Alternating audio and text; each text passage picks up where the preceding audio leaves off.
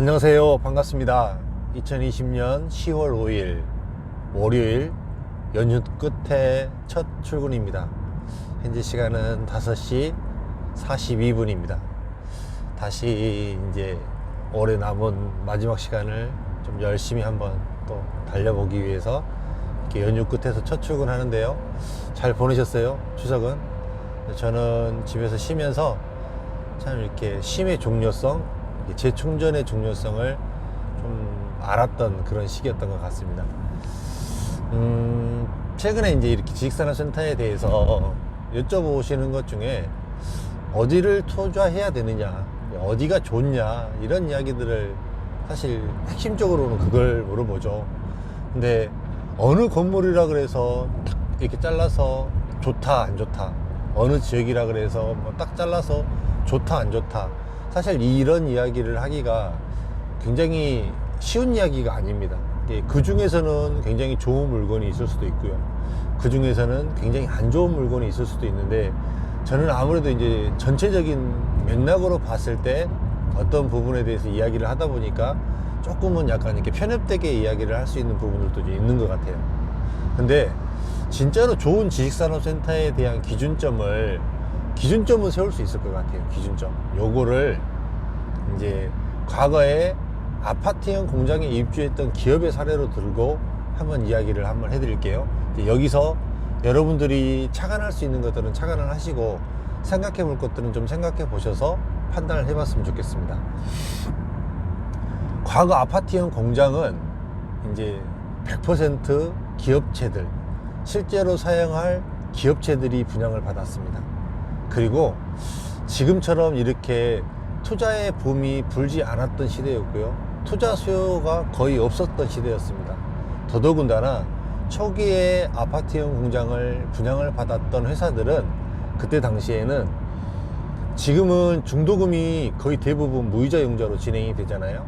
근데 그때는 중도금이 무이자 융자가 아니었어요. 중도금을 잔압을 해야 했습니다. 그렇게 되면 어떻게 됐을까요? 분양가에 대해서 실질적으로 건물이 2년 후에 입주할 때까지 실제로 들어가야 될 돈이 뭐 30% 내지는 40%까지 자기 잔압 금액이 들어가야 됐습니다. 그거를 지금은 무이자 융자라는 개념을 빌어서 내 자금이 10% 밖에 들어가지 않기 때문에 투자를 할 수 있는 여건이 마련이 됐거든요.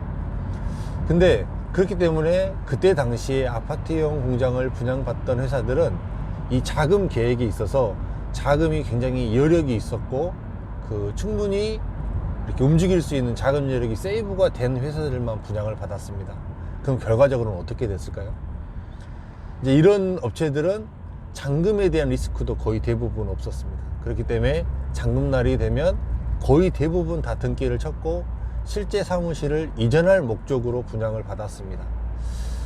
그러면은 이런 업체들은 결과적으로는 또 어떤 모습인가요? 이런 기업체들은 보나마나 어느 정도 안정화가 되어 있고 또 자금적으로 여유가 있고, 이런 회사들만 지식산업센터를 분양을 받았어요.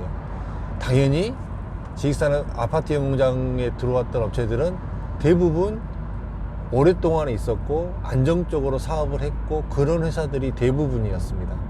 그래서 이 아파트형 공장에서도 보면요, 과거에 지어졌던 아파트형 공장일수록 우량한 기업체가 많은 이유가 사실은 이 이유 때문입니다. 굉장히 좋은 업체들도 많았고 굉장히 돈을 잘 버는 회사들이 되게 많았습니다. 그런 이제 아파트형 공장이 최근처럼 이제 투자자 수요들로 들어오다 보니까 전혀 기업체하고는 무관한 이런 수요들이 지금 지식산업센터를 분양을 받게 되죠. 그러면 여기서 한 가지 착안해 볼 수 있는 게 뭐냐면, 그러면 어떤 지식산업센터를 사는 게 임대를 주는 사람의 입장에서 조금 더 나을까? 제가 자꾸 이렇게 기업체를 이야기를 했던 이유가 뭐냐면, 조금 더 나은 기업체가 선택하려고 하는 지식산업센터라면, 좀 더 나은 기업체가 이렇게 들어가려고 하는 건물이라고 생각했을 때는 임대사업을 하는 입장에서도 나쁘지 않다라는 개념이 생기는 거죠. 저는 이렇게 접근을 하고 싶어요.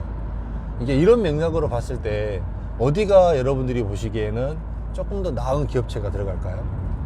최근에 보면요, 분양가가 많이 올라갔습니다. 실질적으로 평당 분양가가 1,500만 원 이상만 넘어가더라도 사실 안전히 소기업에서는 분양받기가 사실 쉽지 않습니다. 자금 여력도 많지 않고 그러기 때문에 사실 분양해서 입주해서 이렇게 잔금을 치러내기가 자금 여력이 많지 않은 회사에서는 쉽지 않다라는 결론이 나옵니다. 그러면 조금 분양가가 있더라도 이렇게 좋은 곳을 선택을 한다는 이유는 그만큼 거기에 들어오려고 하는 기업체들 자체가 그래도 안정화가 됐고 조금은 좋은 기업체들이 많이 있다라는 개념입니다. 이런 건물일수록 쉽게 얘기하면 더 임대 사업을 할 때 조금은 리스크가 없이 진행될 수 있다라고 이야기를 드리고 싶은 거예요. 이런 부분에서 한번 여러분들이 생각을 한번 해보시고 착안을 해보시면 어떤 건물이 좋을까라는 생각이 좀 들 것 같기도 합니다. 전부 다 이제 수도권 쪽에서는 대부분 드라이브인 제조용 지식산업센터로 사실은 들어가잖아요. 근데 진짜로 탁월하게 제조용으로 이렇게 만들었을 경우에는 진짜로 제대로 된 제조업체의 선택을 받을 수도 있습니다. 이렇게 봤을 때 어떤 제조용의 드라이브인으로 되어 있는 지식산업센터인가, 어떻게 지어지고 있는가, 그 건물의 스펙은 어떻게 되고 실제로 제조업체가 들어와서 사업을 하기에 괜찮은가라는 것을 한번 판단해 볼 필요성이 좀 있습니다. 이렇게 된다고 봤을 때는 또 약간은 저렴한 금액이지만 제조업이라는 이 안정적인 기업체를 또 임대를 줄 수 있는 이런 구조로도 갈 수 있거든요. 이런 부분도 한번 생각해 볼 필요성이 좀 있습니다. 이렇게 한번 생각해 보시면은 또 새로운 부분이 조금 보이지 않을까라는 생각이 들어서 오늘 아침에 또 이렇게 영상을 한번 준비해 봤고요. 앞으로 남아있는 이제 3달 동안 남았잖아요. 이제 10월, 11월, 12월 이제 3달 동안 남아서 또 앞으로 살아가야 되는데 올해가 가기 전에 참 올해는 코로나로 인해서 참 많이 힘든 시기인 것 같아요. 누구에게나. 근데 이런 시기에 또 이렇게 항상 어렵다 하는 것보다 내가 해야 될 일들을 좀 더 하고 준비하고 계획해서 나가면 조금 더 이 다음 시대에, 코로나 다음 시대에 올 시간을 좀 대비해서 나아가야 되지 않을까라는 생각이 좀 듭니다. 그렇게 좀 여러분들도 생각하시고요. 투자자 여러분들도 좀 이런 부분들로 한번 생각을 해서 접근을 해보시면 어떨까 해서 영상 제작했습니다. 오늘 하루도 건강한 날 되시고 또 이번 한 주간도 화이팅 하시고 좋은 날 되시기 바라겠습니다. 고맙습니다.